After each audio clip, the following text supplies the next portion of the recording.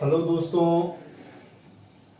आज हम class 12th का सेकंड जो इसके प्रीवियस जो हमने टॉपिक देखा था इलेक्ट्रिक पोटेंशियल, उसके आगे का पार्ट है ना। आज हमको विद्युत विभवांतर पढ़ना है। इसके पहले हमने विद्युत विभव पढ़ा था, आज हम पढ़ेंगे विद्युत विभवांतर। विद्युत विभवांतर को अपन देखें, यहाँ पे लिखा हुआ है विद्युत विभवांतर इलेक्ट्रिक पोटेंशियल डिफरेंस। आज हम देखेंगे इलेक्ट्रिक पोटेंशियल डिफरेंस क्या होता है। इसके पहले का जो हमने टॉपिक पढ़ा था उसको हम एक बार और आपको बताते हैं। विद्युत विभव में हमने क्या देखा था कि परीक्षण धनावेश को अपन कहां से लाते थे, अनंत से। परीक्षण धनावेश को अनंत से विद्युत क्षेत्र के किसी बिंदु तक लाने में किया गया कार्य और परीक्षण धनावेश के परिमाण के अनुपात को अपन ने क्या बोला था, विद्युत विभव कहा था, और उसे अपन ने कैपिटल वी से प्रदर्शित किया था। आज का हमारा जो टॉपिक है विद्युत विभवांतर है। सेम डेफिनेशन है, थोड़ा सा डिफरेंस है। वो डिफरेंस क्या है आप देखिए यहाँ पे दोस्तों, एक हमने डायग्राम बनाया है और इस डायग्राम में आप देख रहे होंगे कि ये बिंदु O है और बिंदु O पर प्लस क्यू आवेश है, और इस बिंदु O पर जो प्लस क्यू आवेश है, इस आवेश के कारण उत्पन्न विद्युत क्षेत्र E है, और इस विद्युत क्षेत्र E में दो बिंदु A और B हैं, ठीक है ना। और जो बिंदु A है और बिंदु B है, बिंदु A और B के बीच की जो दूरी है, इनकी जो दूरी है वो dr है। बिंदु B पर विभव VB है और बिंदु A पर विभव VA है, ठीक है ना। और प्लस क्यू आवेश के कारण परीक्षण धन आवेश पर जो हम परीक्षण धन आवेश Q0 है बिंदु B से A की ओर लाएंगे या A से B की ओर लेके जाएंगे, उस पर लगने वाला जो बल होगा वो F बराबर Q0E होगा, ठीक है ना। तो यहाँ पे दोस्तों बात की जाती है कि विद्युत विभवांतर की डेफिनेशन क्या होती है। आपको नाम से पता चल रहा, विभवांतर मतलब विभव का अंतर, मतलब किन्हीं दो बिंदुओं में विभव के अंतर को हम विभवांतर कहते हैं। लेकिन इसकी जो डायरेक्टली जो मैथमेटिक्स डेफिनेशन है वो कौन सी है, परीक्षण धन आवेश को या परीक्षण आवेश को विद्युत क्षेत्र में स्थित किन्हीं दो बिंदुओं, देखें आप विद्युत क्षेत्र में स्थित दो बिंदु कौन से हैं, एक बिंदु A है और एक बिंदु B है। तो परीक्षण आवेश को जो है ना विद्युत क्षेत्र में स्थित किन्हीं दो बिंदुओं में अपन क्या करेंगे कि यदि परीक्षण धन आवेश को बिंदु A से B की ओर लाएंगे, है ना, या B से A की ओर ले जाएंगे, तो लाने में जो कार्य किया जाएगा उस कार्य को और उस आवेश के परिमाण के अनुपात को हम क्या कहते हैं, विभवांतर कहते हैं। मतलब विद्युत विभवांतर बराबर क्या होगी डेफिनेशन, परीक्षण आवेश को एक बिंदु से दूसरे बिंदु तक लाने में किया गया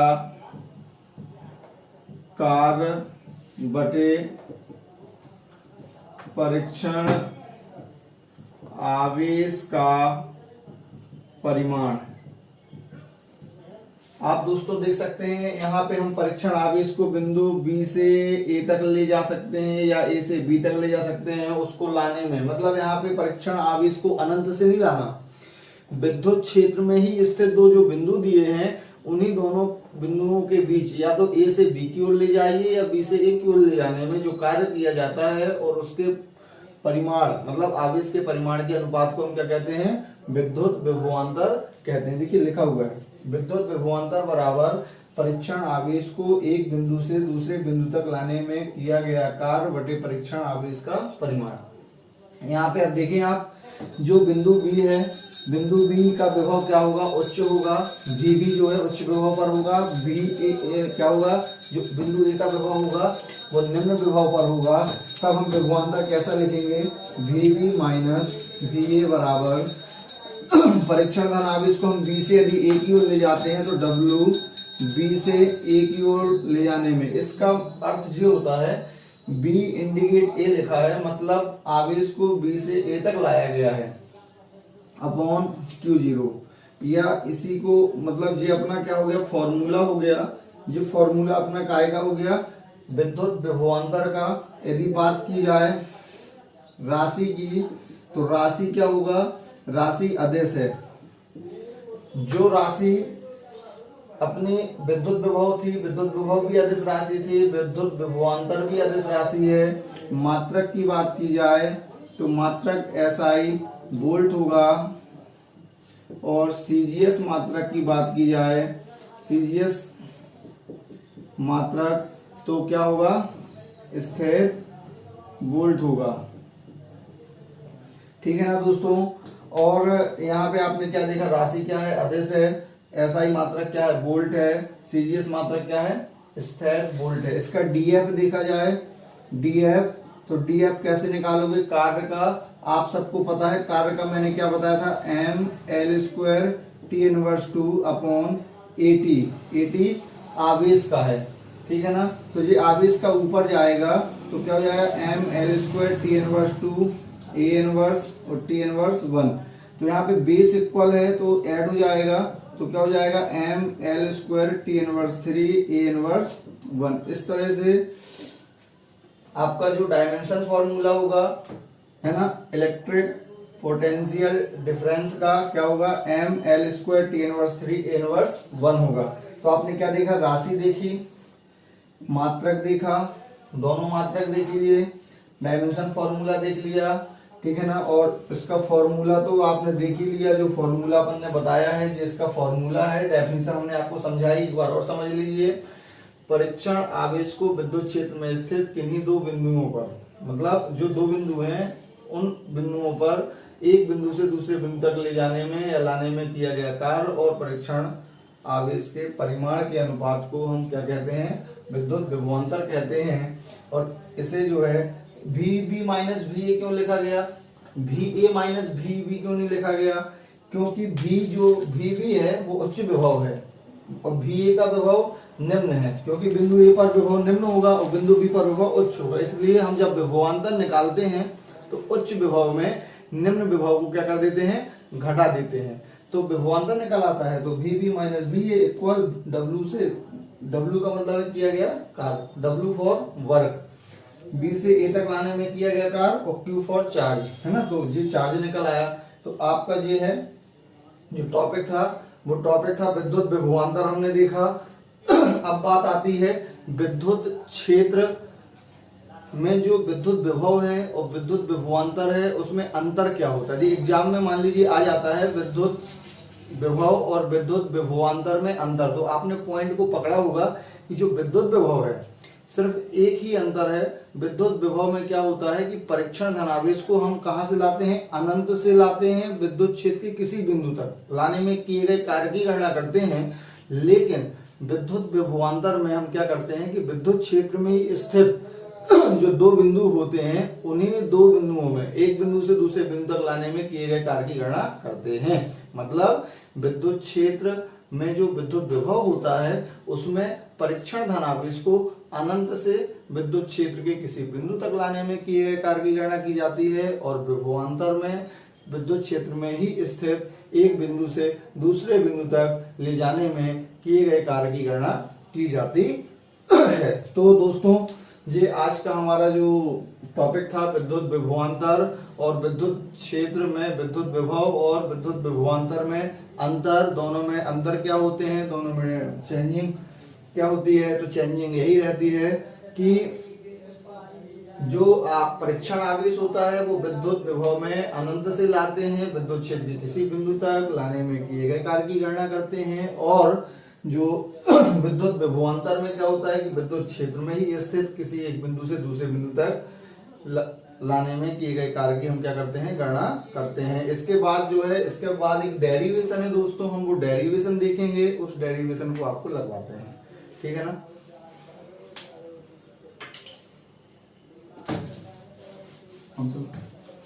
पॉज करो दोस्तों। अब हम उसके आगे का जो हमने विद्युत विभवांतर देखा था उसके आगे का टॉपिक देखेंगे। अब हमारा जो टॉपिक है वो डेरिवेशन है।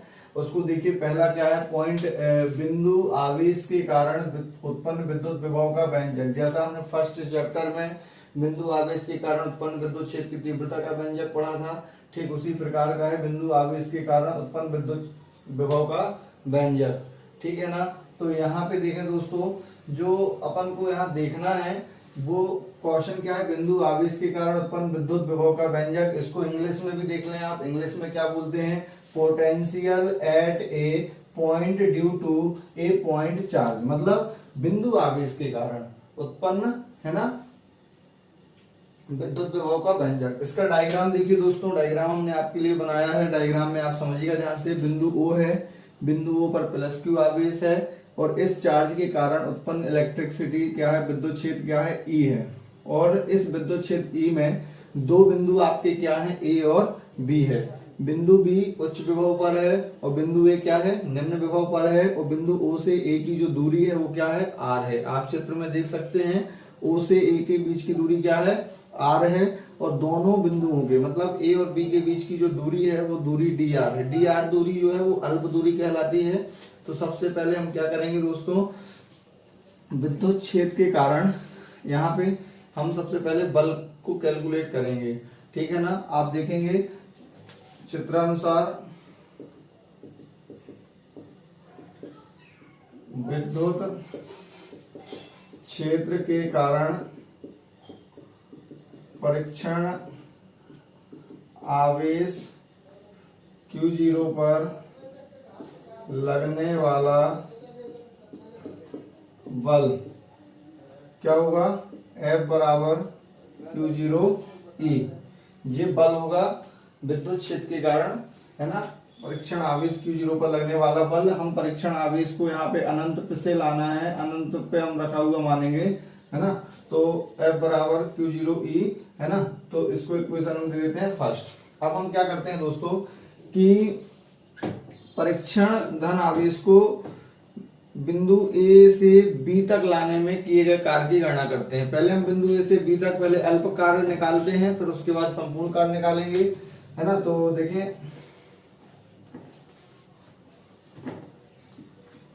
परीक्षण आवेश को बिंदु ए से बी तक लाने में किया गया कार्य क्या होगा, डी डब्ल्यू बराबर कार्य बराबर बल गुणे विस्थापन। तो यहाँ विस्थापन कितना है, डी आर है, लेकिन ए से बी की ओर आ रहे हैं तो माइनस चिन्ह आ जाएगा। माइनस चिन्ह क्यों आया बेटा, क्योंकि हम क्या कर रहे हैं, विद्युत क्षेत्र की दिशा के विपरीत, मतलब ए से बी की ओर, ए से बी की ओर आ रहे हैं। दोस्तों अभी अपन ने क्या किया, परीक्षण आवेश को बिंदु ए से बी तक लाने में किया गया कार्य निकाला है। और जो ये कार्य जो निकला है वो विद्युत क्षेत्र की दिशा के विपरीत निकला है। ये जो कार्य निकाला गया कैसा है, विद्युत क्षेत्र की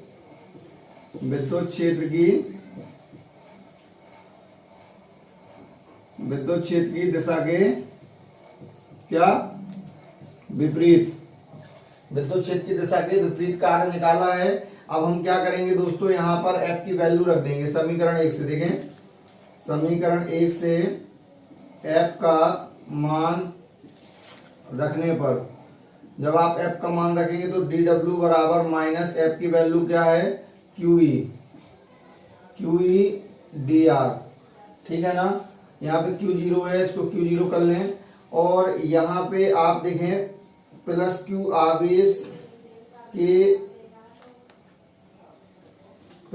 आवेश के कारण बिंदु ए पर उत्पन्न विद्युत विभव या विद्युत क्षेत्र की तीव्रता, विद्युत क्षेत्र की तीव्रता क्या होगी, E बराबर 1/4πε0 इंटू Q/r²। ये जो कॉन्सेप्ट आया है ये हमने फर्स्ट चैप्टर में देखा है। यदि आपने वो वीडियो ना देखा तो आप उसको पहले वो वाला वीडियो देखें तो और क्लियर हो जाएगा, है ना। तो प्लस Q आवेश के कारण बिंदु ए पर उत्पन्न विद्युत क्षेत्र की तीव्रता E बराबर 1/4πε0 इंटू Q/r²। अब हम दोस्तों क्या करेंगे, इसके बाद हम इस E की वैल्यू जो है हम यहाँ पे रखेंगे, इस समीकरण में E की वैल्यू को हम क्या करेंगे, रखेंगे, ठीक है ना। तो यहाँ पे इसके बाद हमें ऊपर हम इसको समझाते हैं, तो आप इसको पहले इतना नोट कर लीजिएगा, इसके बाद का हम ऊपर अपन देखेंगे, है ना। तो यहाँ पे इसके आगे का हम ऊपर से लिखते हैं दोस्तों, आप समझ गए होंगे यहाँ पर। इसके बाद का अब हम देखते हैं,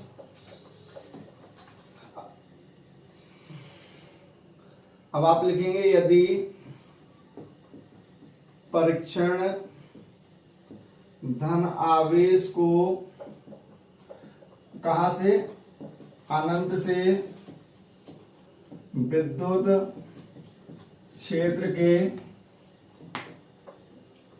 बिंदु ए तक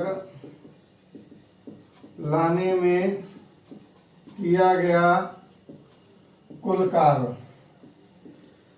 कार्य W बराबर इंटीग्रेशन, जिस संपूर्ण का चिन्ह होता है समाकलन जब कर देते हैं तो इसका अर्थ होता है कि हमने संपूर्ण कार्य निकाल लिया। संपूर्ण के लिए समाकलन किया जाता है, और अनंत से r, अनंत से ला रहे हैं और बिंदु r तक ला रहे हैं, a तक। ये अनंत है, यहाँ पे परीक्षण आवेश रखा हुआ है और इसको यहाँ से बिंदु a तक ला रहे हैं, उसकी कार्य की गणना हम कर रहे हैं। यहाँ पे आ जाएगा dw, और आपने देखा अनंत से r और dw की वैल्यू अभी हमने निकाली थी, क्या थी dw की वैल्यू, q0 e dr, है ना। माइनस में थी तो हम यहाँ पे माइनस कर देंगे, क्योंकि ये dw का जो मान निकाला था वो अपन ने माइनस में निकाला था, विद्युत क्षेत्र की दिशा के विपरीत। अब इस चिन्ह को बाहर ले लेंगे और q0 को भी बाहर ले लेंगे, इंटीग्रेशन अनंत से r और e की वैल्यू रख देंगे। e की वैल्यू क्या निकाली थी, 1/4 pi epsilon 0 q upon r square into D R. तो यहाँ पे ये सारा जो 1/4 पाई एप्सिलॉन 0 है इंटू q है, ये सारा पद क्या होगा, बाहर आ जाएगा। 1/4 pi epsilon 0 q integration 1/r square D R. आप देख सकते हैं कि इतना ये जो पद है ये वाला बाहर आ गया। क्यों आ गया, क्योंकि इसका समाकलन नहीं होता, इसलिए इसको अपन ने क्या कर लिया, बाहर ले लिया। इसके बाद आप देखिए 1/4 पाई एप्सिलॉन 0 q0 इंटीग्रेशन, जिस सीमा लगी रहेगी बेटा, है ना। और इसके बाद अनंत से r स्क्वायर जो है ऊपर चला जाएगा तो माइनस r की पावर -2 dr, और यहाँ पर एक फॉर्मूला लग जाएगा।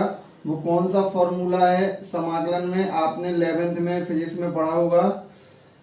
समाकलन का जो फॉर्मूला है वो यहाँ पे अपन इसका समाकलन कर देते हैं। तो समाकलन क्या होगा, r की पावर -2 + 1 अपॉन -2 + 1 और अनंत से r। इसके बाद देखिए दोस्तों, हम फिर से ऊपर आपको बताते हैं, इतना आप समझ गए होंगे, इसको नोट कर लीजिएगा। और कहीं समझ में नहीं आता तो वीडियो 1-2 बार अवश्य देखें, जरूर देखें तो क्लियर होगा। और इसके बाद का अपन ऊपर देखते हैं। देखिए -1/4 पाई एप्सिलॉन 0, यहाँ माइनस रहेगा, सारा माइनस कर लेना। q0 r की पावर -1 अपॉन -1 इंटीग्रेशन अनंत से r तक। अब इसके बाद देखिए ये वाला माइनस इस माइनस से कैंसिल हो जाएगा। 1/4 पाई एप्सिलॉन 0 q0 और r इनवर्स 1 अनंत से r। ये वाला r इनवर्स जो है नीचे आ जाएगा।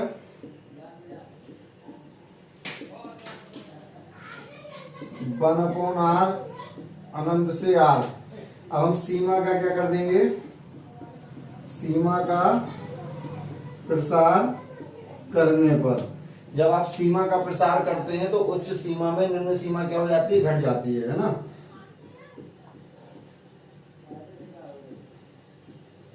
r उच्च सीमा r है, यदि यहाँ पे p होता तो यहाँ पे p आता, क्योंकि यहाँ r था इसीलिए r के स्थान पर r ही आ गया है। -1 अनंत। अगला टर्म आएगा 1/4 पाई एप्सिलॉन 0 q0 1/r -0। 0 क्यों आ गया, क्योंकि 1/∞ है, इसकी वैल्यू 0 होती है तो 0 आ गई, है ना। इसके बाद देखें यहीं पर हम लिख देते हैं 1/4 pi epsilon 0 q0 upon r। इतना आ जाएगा। जो ये हमने निकाला है, ये अभी क्या निकला है हमारा W, ठीक है। अभी हमें V निकालना है, तो आप इतना इसको नोट कर सकते हैं, इसको देख सकते हैं ध्यान से। जी माइनस इस माइनस से कट गया, R इनवर्स बचा, R इनवर्स जी लिखा है अनंत से R, फिर R इनवर्स को नीचे ले गए। क्यों ले गए? क्योंकि 1/x को हम x की पावर -1 लिख सकते हैं, 1/x को x की पावर -1 लिख सकते हैं, तो x इनवर्स को 1/x भी लिख सकते हैं।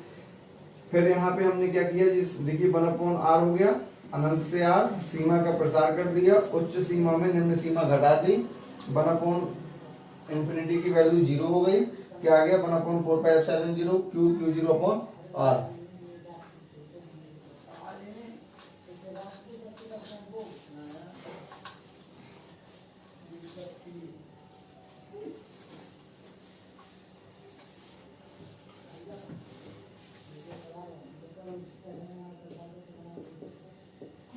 अब अपन लिखेंगे यदि विद्युत विभव V हो, यदि विद्युत विभव V हो तब विद्युत विभव V बराबर W/Q0, ये हमारा फॉर्मूला होता है। और जो W की वैल्यू आपने निकाली, W का मान रखने पर मान रख देंगे V बराबर W की वैल्यू हमने क्या निकाली थी, 1/4πε0 Q/r² नहीं R थी, है ना, R/Q0। Q0 से Q0 क्या होगा? कैंसिल हो जाएगा, बचेगा क्या? V = 1/4πε0 Q/r volt.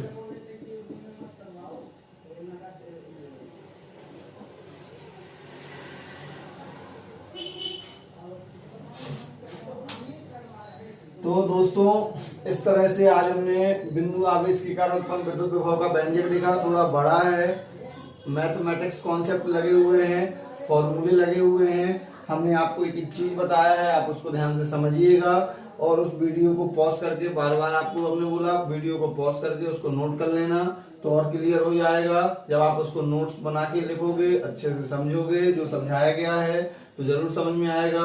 अब हम इसके आगे का टॉपिक नेक्स्ट वीडियो में डालेंगे। यदि दोस्तों आपको हमारा वीडियो अच्छा लगा हो तो आप अपने साथियों को, अपने दोस्तों को शेयर करें, लाइक करें, सब्सक्राइब करें और बेल आइकन का बटन दबाना ना भूलें और कमेंट्स करें। और कोई भी डाउट है आप कमेंट्स करके पूछ सकते हैं। और आशा करता हूं कि मेरी वीडियो आपको अच्छे से समझ में आई होगी। Thank you.